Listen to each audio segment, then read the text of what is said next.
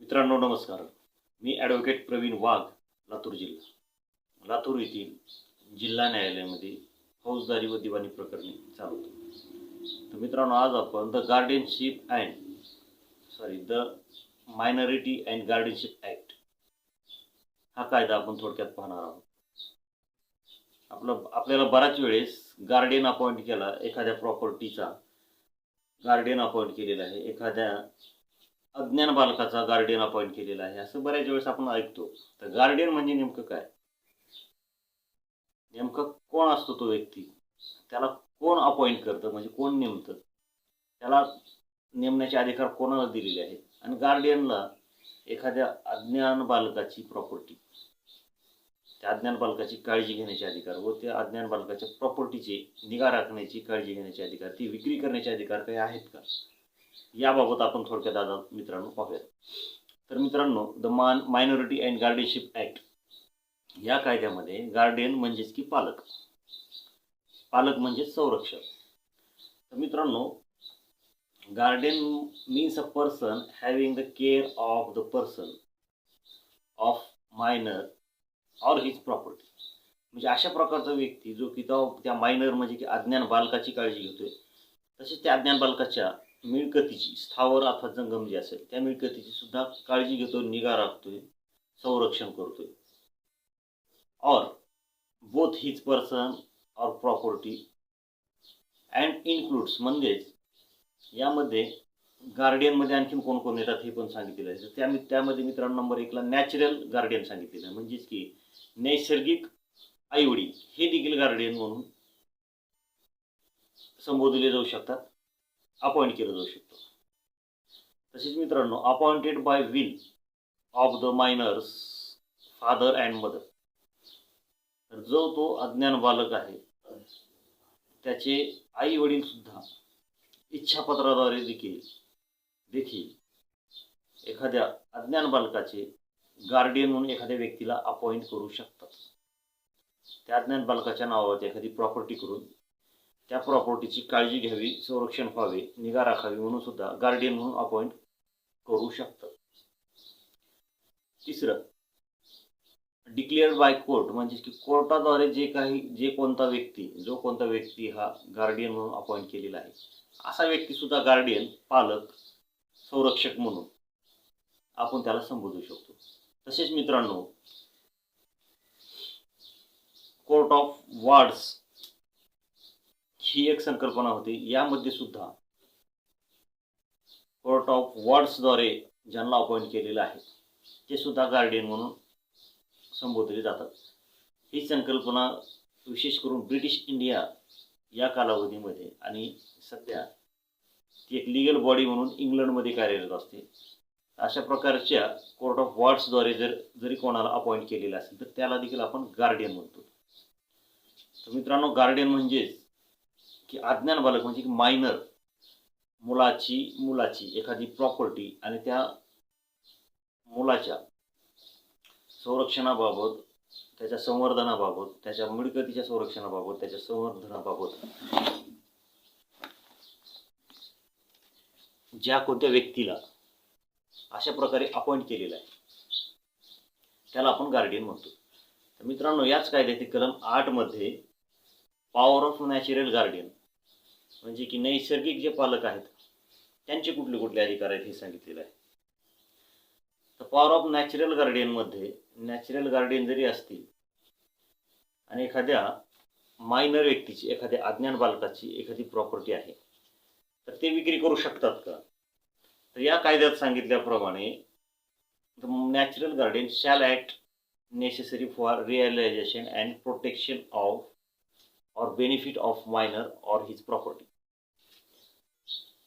म्हणजेच आवश्यकतेनुसार आणि अत्यावश्यकता असेल तर त्यावेळेस त्या अज्ञान बालकाच्या संरक्षणासाठी, त्याच्या फायद्यासाठी, तसेच त्या अज्ञान बालकाच्या नावावर असलेल्या मिळकतीच्या संरक्षणासाठी, तसेच त्याच्यात विकास व्हावा म्हणून, तसेच त्याचा फायदा व्हावा म्हणून, भविष्यामध्ये त्या मायनर व्यक्तीचा फायदा व्हावा, त्याच्या बेनिफिटसाठी एखादं जर कृत्य करायचं असेल तर त्यावेळेस नॅचरल गार्डियनला काही अधिकार दिलेले आहेत, ते नेसेसरी कृत्य करू शकतात. परंतु याचा अर्थ असा नाही की नॅचरल गार्डियन हे एखाद्या अज्ञात व्यक्तीला एखाद्या करारामध्ये बांधू शकतात किंवा एखाद्या नियम अटी घालून त्याच्यावर लादू शकतात, तर असं करता येणार नाही. तर मित्रांनो, याच मायनॉरिटी आणि गार्डियनशिप ॲक्टमध्ये सबसेक्शन 2 म्हणजे उपकलम 2 मध्ये जे सांगितलेले आहे की राईट्स ऑफ नॅचरल गार्डियन, जरी ते नॅचरल गार्डियन असले तरी पण कलम 2 मध्ये काही मर्यादा घातलेल्या आहेत. Natural guardian act natural guardian असले तरी पण या कायद्यामध्ये सांगितलेले आहे की the natural guardian shall not without the previous permission of court to mortgage, sale, exchange, gift of any immovable property of minor.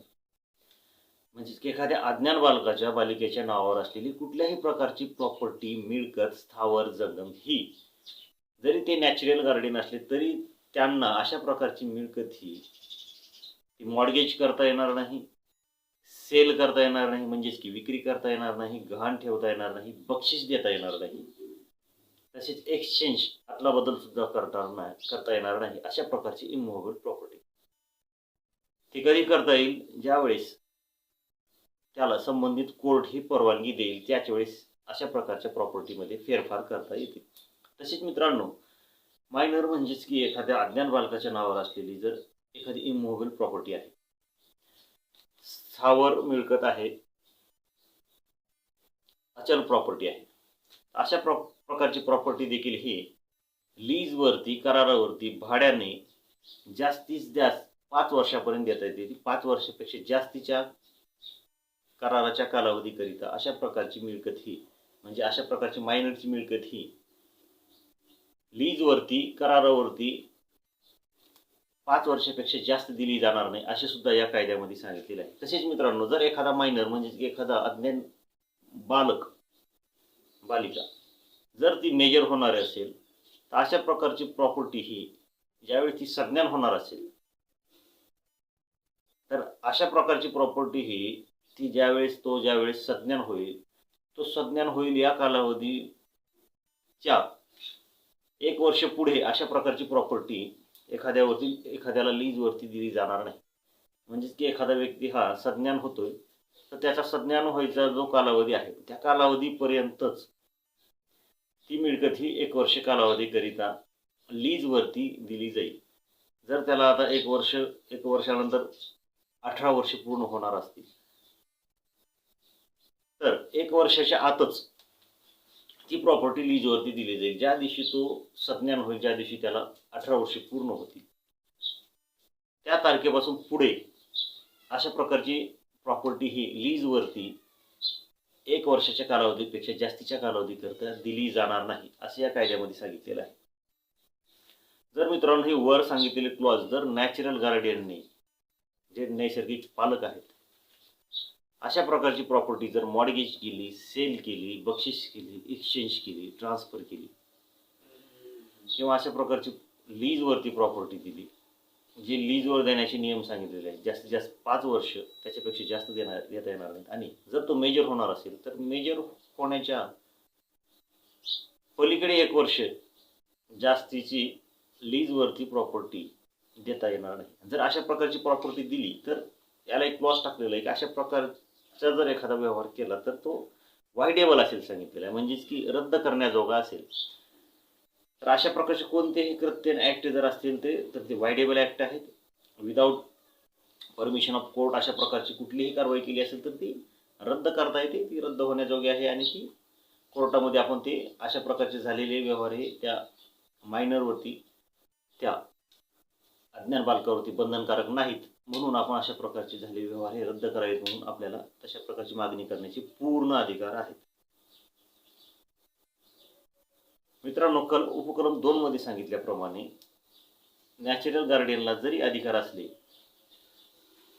त्या मायनरची एखादी इमोव्हेबल प्रॉपर्टी विक्री करण्याची किंवा त्याबाबतची कुठलाही खरेदी खत करण्याची, बक्षीसपत्र करण्याची किंवा ट्रान्सफर करण्याची कुठले जरी अधिकार दिले असले तरी पण court shall not grant permission under section 2 except necessary for evident advantage of the minor.